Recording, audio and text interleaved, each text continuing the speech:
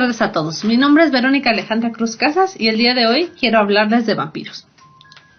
Y de cómo la tradición y el folclore los ha hecho tan conocidos desde tiempos remotos hasta nuestros días. El por qué no son tan familiares y porque los hemos leído, visto en películas, series y hasta en juegos.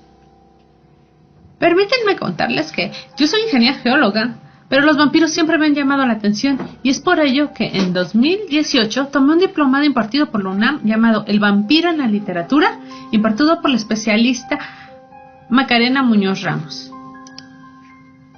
Pero antes de continuar, quiero agradecerle a Citlali Hernández y a King of Cosplay por su invitación a participar en este evento, Halloween y el Día de Muertos, diferentes tradiciones, misma emoción. Realmente, estas fechas nos emocionan muchísimo a todos nosotros, porque podemos disfrazarnos o caracterizarnos más que a lo largo de todo el año. Y aprovechamos para hacerlo de temas relacionados con la muerte, con el más allá, con diversos seres como son los monstruos. Y uno de los monstruos clásicos es el vampiro. Y tan atractivas son las fiestas paganas, que el mismo Bram Stoker ambientó su cuento El huésped de Drácula en un día como es, donde el viajero británico desoye los consejos de sus acompañantes y decide aventurarse por los bosques alemanes la misma noche de Walpurgis. Al final un grupo de personas lo tiene que ir a buscar y rescatarlos de todos los peligros que hay en esa noche, ya que se tiene que refugiar en un cementerio donde se encuentra con una vampira y es salvado por un lobo. Hay quienes interpretan que ese lobo es el mismísimo Drácula. Y sí, ya sé, la noche de Walpurgis es 6 meses atrás de la noche de Halloween, pero para los alemanes esa es su noche de las brujas, que es cuando ellas salían a volar y es algo parecido a lo que pasa en nuestra noche de brujas, pero que se da entre el 31 de octubre en Halloween. Pero bueno, vamos a regresar a los vampiros. ¿Qué son los vampiros? Pues la figura del vampiro es como una leyenda mundial. Y esto es porque la encontramos en todos los continentes, en numerosas culturas alrededor del mundo. Las teorías en torno del vampiro vienen desde tiempos inmemorables. Es una criatura que se alimenta de la esencia vital de nosotros los seres vivos. Y usualmente lo hace de esa parte esencial que es la sangre. Y lo hace para mantenerse vivo.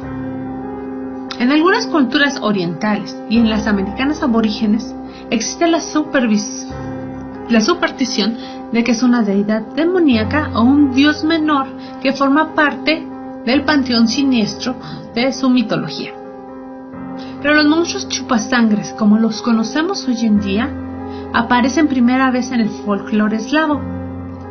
Fue en Escandinavia donde se da a relucir la palabra vampir o upir, y esto viene de escritos que datan del siglo XI.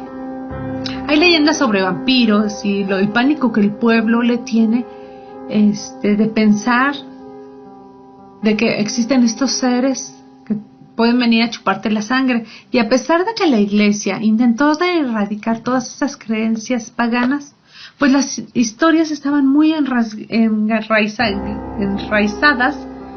en el pueblo. Y todo esto se dio por la mala interpretación en esas fechas de algunas enfermedades, como son la rabia y la porfiria.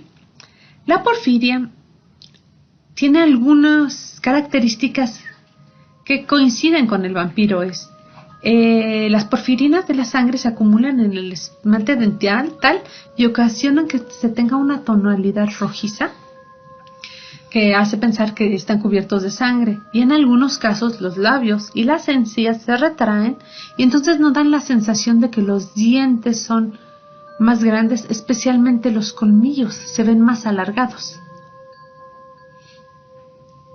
Estas son parte de las características que se les han dado históricamente a los vampiros. Todo esto viene aunado al desconocimiento del proceso de la descomposición de los cuerpos, que también es un factor determinante para la difusión de las historias de los vampiros. Los gases que se producen dentro del cuerpo al estarse descomponiendo hacen que los cuerpos se hinchen y parecieran que de la boca escurren hilos de sangre, lo que dan la apariencia de que el fallecido acababa de comer, en especial sangre, ¿no? Para la época se describían a los vampiros exactamente así, como cuerpos hinchados, con dientes afilados, uñas largas, el cabello crecido, y entonces decían que los muertos podrían convertirse en monstruos vampíricos, y esto empezó a dar una serie de rituales muy peculiares para los entierros, haciendo que los muertos no pudieran salir de sus tumbas.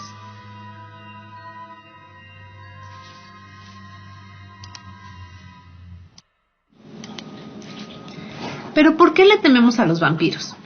Bueno, le tememos a los vampiros porque siempre han sido criaturas viles y horrendas. Ningún mortal elegiría, por lo tanto, convertirse en uno de esos seres. En la mayoría de los casos, no era más que un cadáver animado que debería alimentarse de sangre.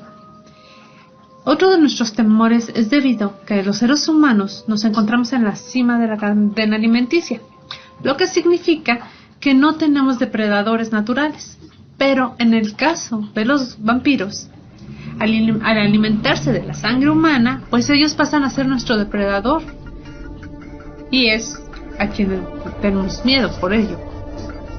También les tenemos miedo porque las mordidas ocasionan enfermedades y sobre todo la muerte. Y entonces aparece una fascinación temerosa, de cierta forma también al querer ser inmortales. Tal vez, ¿y si yo llegara a morir? ¿Cómo haría para poder seguir en este mundo? ¿Cómo podría sobrevivir? Y eso es algo que tiene el vampiro, que va más allá de la muerte. Y aunque en la literatura y en especial en el cine nos los han presentado como un ser sexy, cortés, seductor y sobre todo inmoral, no deja de ser un monstruo que matará para alimentarse sin importar de quién lo haga, así sea su amigo, su enemigo o hasta un familiar. Por lo cual, entonces, debemos de buscar cómo defendernos de ellos, utilizando armas o algún artilugio para poder alejarlos o detenerlos. Y entonces históricamente se han utilizado cosas como el ajo. Entonces, ¿el ajo ahuyenta a los vampiros? Bueno, pues su uso puede tener cierta base científica. La alicina, que es un componente que contienen los ajos, es un vasodilatador, que al consumirse podría provocar en un vampiro una hemorragia que es incompatible con su existencia. Lo que quiere decir es que lo llevaría a la muerte. Curiosamente, el olor a ajo puede provocar en los enfermos de porfiria un agravamiento de su enfermedad. Y también, históricamente, durante la Edad Media, los enterradores utilizaban collares de ajos en el cuello para protegerse no de los vampiros, sino del olor fétido que emitían los cuerpos en descomposición a consecuencia del prolongado tiempo que permanecían sin sepultarse en muchas ocasiones. Entonces usaban este remedio, el cual se generalizó y el pueblo se acostumbró a colgar en las ventanas cabezas de ajo o gran cantidad de ajos en las ventanas y las puertas, al pensar que así ahuyentarían a los vampiros y a los malos espíritus. De ahí viene el ajo. Otra de las creencias que se tiene es que se puede matar usando una estaca. Bueno, esto viene de una tradición ancestral que cuando se enterraban a suicidas y criminales o brujos, se les enterraban estacas clavadas en el corazón, con la creencia de que así se les ataba a la tierra y no podrían salir.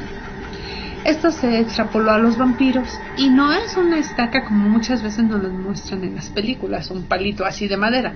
No, era una estaca realmente, un palo bastante largo para poder atravesar todo el cuerpo, la caja de muerto y llegar hasta la tierra y anclarlos a ella. Así no, si se despertaban no podían salir. Bueno, otra tradición que se tiene es que, bueno, para deshacerte de un vampiro hay que cortarle la cabeza. Esto viene de un ritual de decapitación que se relacionaba con las creencias prehistóricas de que en la cabeza se tiene la fuerza espiritual. Y durante las supuestas epidemias vampíricas, se pensaba que si se les quitaba la cabeza se podría destruir el vampiro. Todas estas eran creencias en Europa de que fueron desde los siglos XI hasta el siglo XVIII. También se le ha asociado al vampiro muchas veces con los murciélagos. ¿Pero qué relación tiene? Bueno, pues se les han asociado porque los vampiros son transmisores de rabia. Y como decíamos, una de las enfermedades que se pueden asociar con el vampirismo pues es la rabia. Y ya que pues la rabia presenta rasgos como pues se transmite por mordedura, le da a la persona un comportamiento maníaco y errante con espasmos y se vuelven agresivos, tienen trastornos del sueño ya que duermen durante el día y tienen actividad por la noche y cierta hiperactividad sexual, y esto coincide con la mitología vampírica. Pero no existen testimonios reales desde los siglos XIV, XVI hasta el XVIII de que nos digan que hubieran muchos enfermos de rabia que hayan sido contagiados por mordidas de murciélagos, que era una circunstancia indispensable para poder contraer la rabia.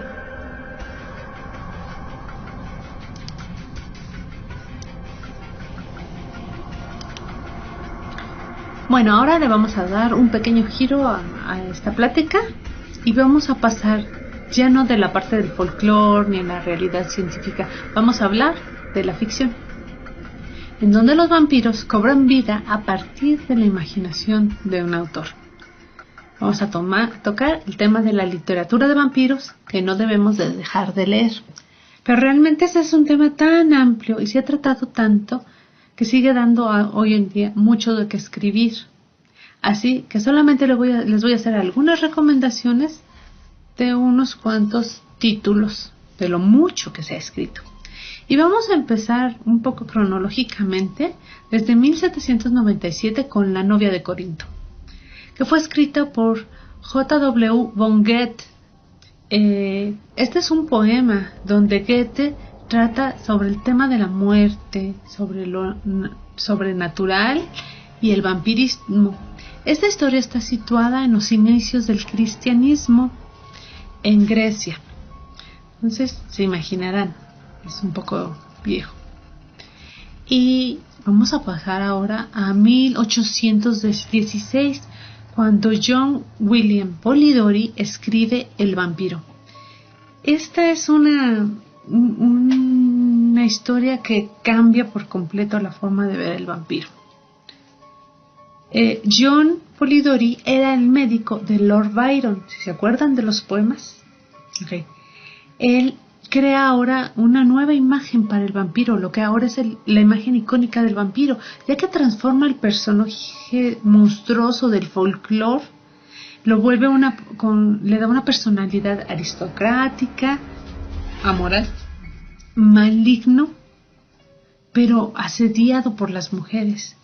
Y esto causó un gran impacto en la sociedad de su época. Entonces, él le da ese giro y esa nueva visión al vampiro. Existe una anécdota muy buena de cómo es que nace esta historia, y no solo esta historia, ya que en la villa de Diodati se reúnen varios escritores, entre ellos Lord Byron, Percy Shelley, Mary Shelley, Matthew Lewis y otros tantos, y ya que están ahí, se retan a escribir la mejor historia de terror. Y entonces así es como nacen dos de las mejores historias de los monstruos clásicos: Frankenstein o el moderno Prometeo de Mary Shelley y El vampiro de John Polidori. Entonces, realmente están ahí entre cuál es la mejor historia, ustedes dirán. Esta es muy muy recomendable. Para 1829, Alexander Dumas escribe La Dama Blanca, ¿sí? El creador de Los Tres Mosqueteros. Esta historia es ambientada en los Cárpatos y es la historia de dos hermanos que se enamoran de la misma mujer que viene de Polonia. Ellos se pelean por el amor de esta mujer y lamentablemente uno, o afortunadamente uno de ellos termina convertido en vampiro. Y pues léanlo para que sepan qué es lo que pasa con ellos. En 1839, Alexei Tolstoy escribe La familia Burdalak. Esta historia se encuentra ambientada en la Rusia, donde la palabra Burdalak se utiliza para nombrar a los vampiros. Y esta es otra historia, como muchas que van a ver, de un viajero que llega a esta parte de Rusia, donde tiene que hospedarse en la casa de una familia en la cual el padre de esta familia decide salir a cazar al Burdalak. Pero le dice a sus hijos que si no regresa antes del día 10, cuando regrese lo maten, porque lo más seguro es que se convirtió en lo que fue a buscar. Y bueno, la historia continúa, es toda una aventura, también es muy muy recomendable. Y para 1872 se escribe una de mis historias favoritas, que es Carmila, escrita por Joseph Sheridan Le Fanu. Esta historia, cuando la lean, híjole, les va a encantar, porque Laura, una joven, narra cómo conoce a Carmila. Carmila aparece en su vida desde que ellas son unas niñas entrando a la adolescencia, y cómo es que se da... Esta es una historia que en su momento no está muy bien vista, porque como les decía, se escribió en 1872 y de cierta forma trata una relación lésbica entre las niñas. Pero no solamente se da con Laura, sino que Carmila tiene pues cierta historia de que ha tenido estas relaciones con otras chicas, porque Carmila es una vampira. La historia es buenísima y para mí es indudable que esta es una de las inspiraciones, o sea, fue parte de la inspiración que tuvo Bram Stoker para escribir Drácula, perdón. Cuando la lean van a ver que si comparan muchas partes de lo que está escrito en Drácula, indudablemente salieron de Carmila.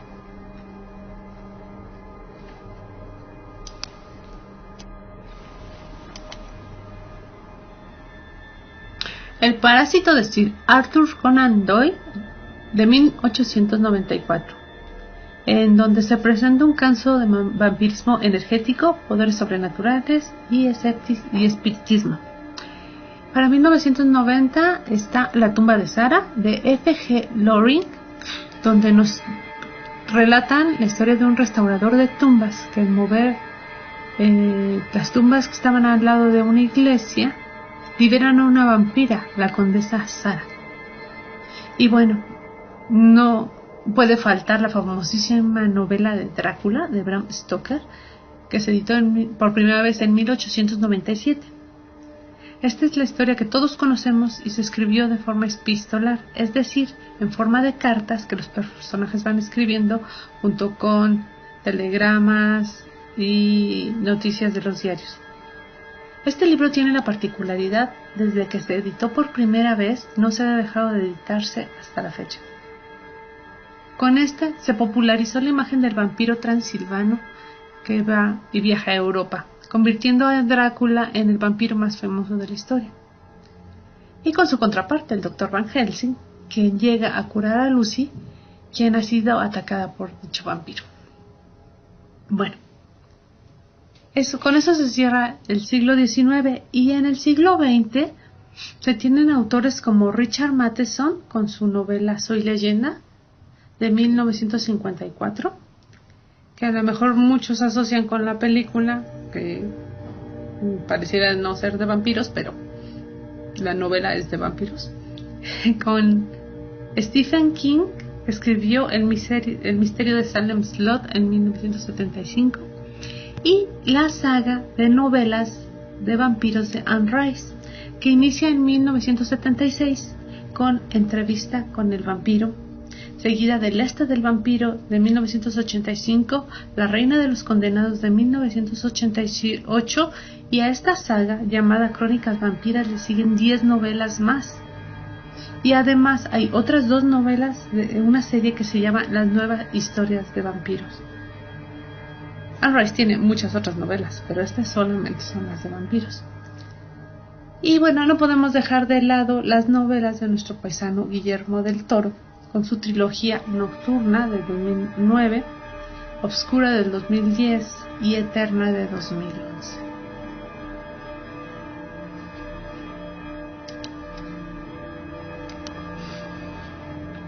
Bueno, para finalizar, vamos a hablar un poquito de los vampiros en el cine.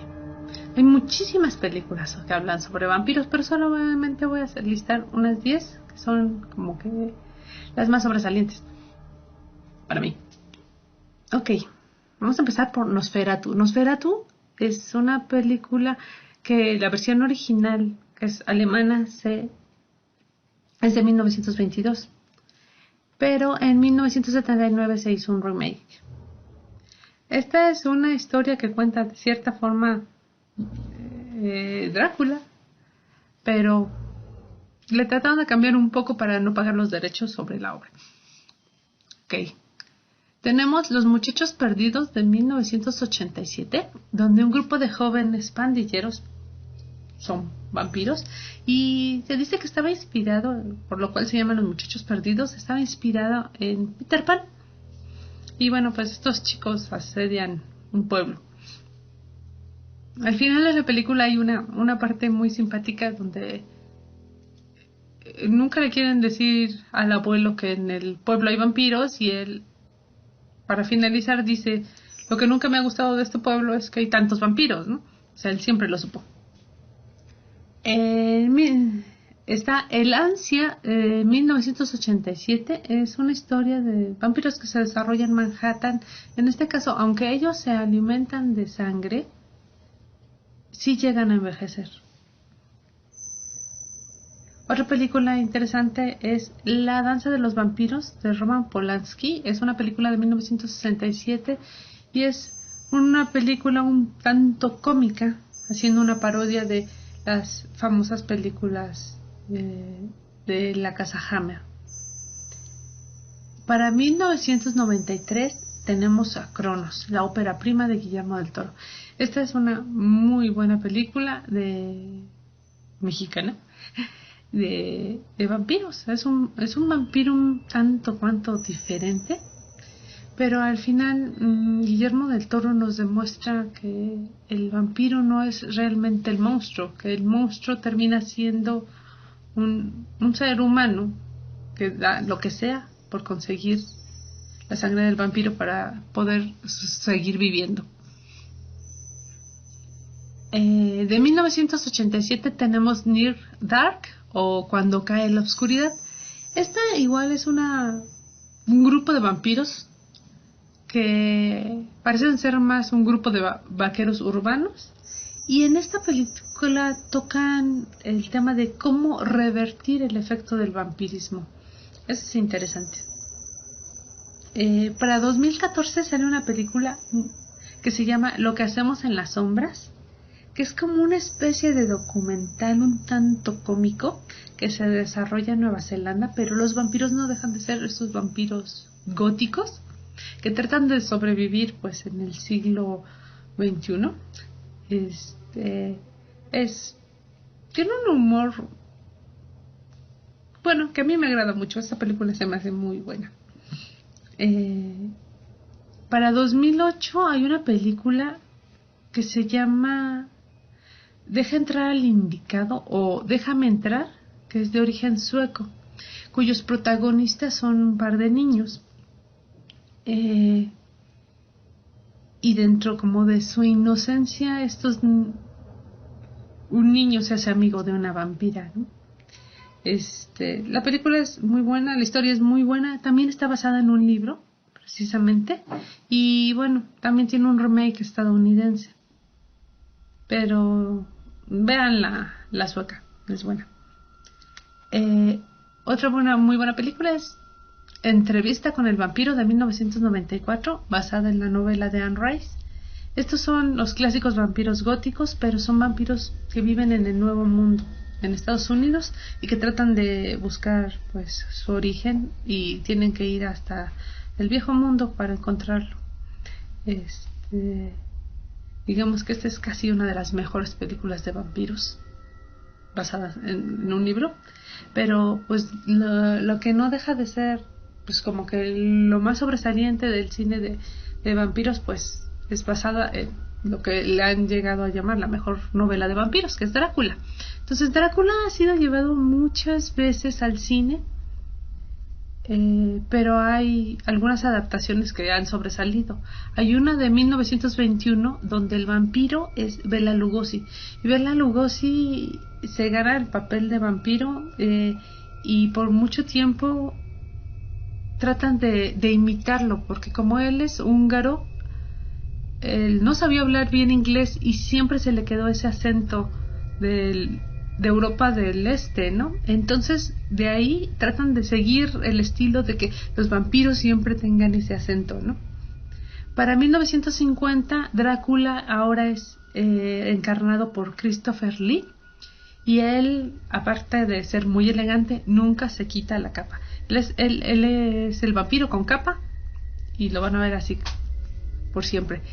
Y una de las mejores adaptaciones de la novela es la de 1991, a la cual le ponen como tal Drácula de Bram Stoker, donde el vampiro es caracterizado por Gary Oldman. Bueno, esto fue así como un listado rápido de algunas de las mejores películas de vampiros, lo que diría como el top 10 de la 10 a la 1.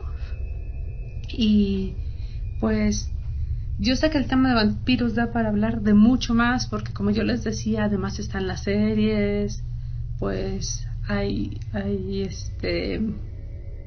cómics, hay juegos, y pues no sé, el tiempo no nos da para seguir hablando de esto, pero yo creo que si tienen algunas otras duditas, por ahí podemos seguir en contacto. Creo que vamos a tener un tiempecito para pasar a algunas preguntas, y pues muchísimas gracias por su atención y gracias por estar aquí. Les recomiendo, yo tengo un cuento de vampiros. En un momento les hacemos el comercialito. Muchas gracias por su atención.